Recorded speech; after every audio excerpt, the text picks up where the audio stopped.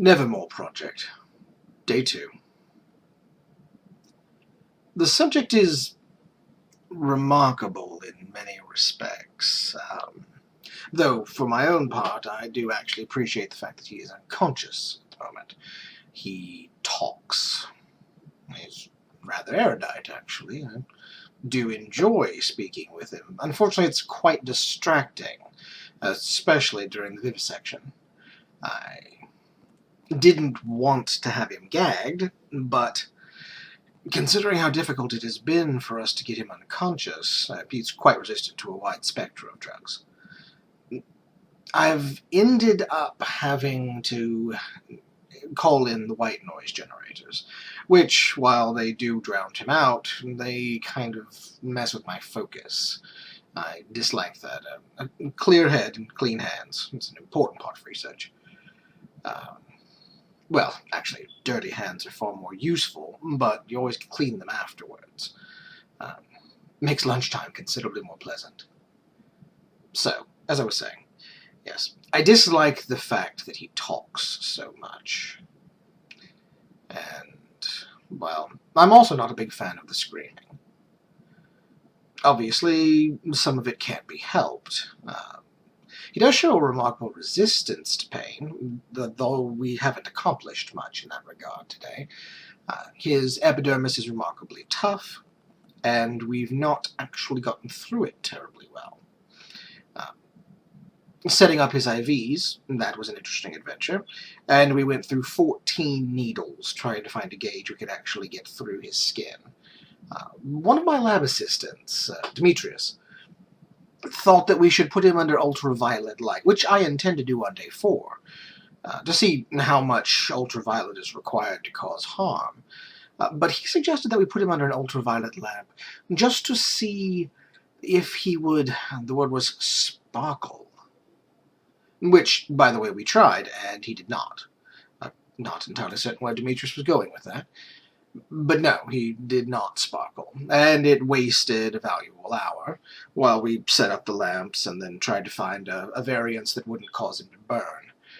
He is more resilient to that than I thought he would be. Then again, we must keep in mind that he is dumb fear, and not actually a vampire, which I suppose is a benefit to us, since it does make him more pliable, and usable during the day, because he can be rendered conscious with a proper infusion of blood. Infusion, requiring IVs. You see where we went with this. We've actually just gone ahead and bored in a tap. The gauge 2 drill was very useful for that. And now we can just inject things directly into his bloodstream. It's been interesting trying to combat his regenerative properties, although during daylight hours they're fairly weak and inefficient. That helped. So we've done most of our actual body alteratives and damaging procedures. Epidermal only, like I said, outside in, that's the best way to do things. So we've taken skin samples, and we removed a finger, and we were going to do more. In fact, I was actually going to take the entire hand, but he had a visitor today. A visitor. A test subject had a visitor.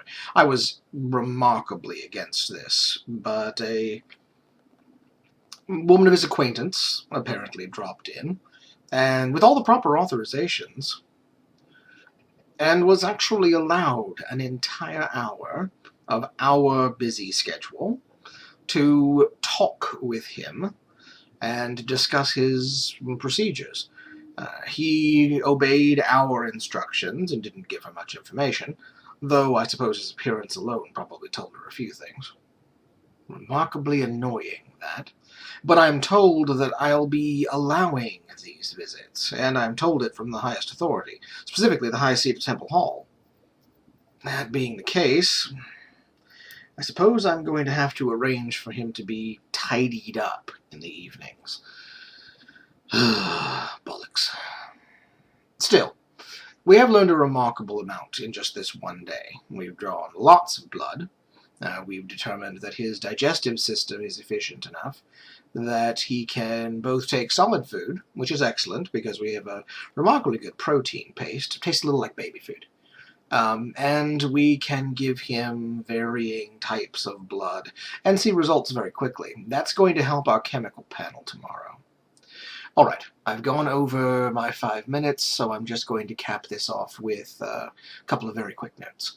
The infusion of actual vampiric blood, recovered by Templar agents in Romania, seems to be the most efficient. I guess that makes sense, it's already processed. However, the subject does seem to have a tolerance? No, I wouldn't use tolerance. I would say almost an aptitude for feline blood. And not a half inefficient processing of lupine blood. Interesting. I wouldn't necessarily have thought those. The chemical panel tomorrow will tell me more. I only mention it here so that I'm reminded to pick some up in stock. We may have to liquidate a couple of our shifter patients. Yes, that's probably remarkably unfortunate for them. But, well, science senses require science senses. And I get the feeling that this one's going to be more useful than Rover down on Deck 4. Oh well, alas, poor Rover. I knew him well.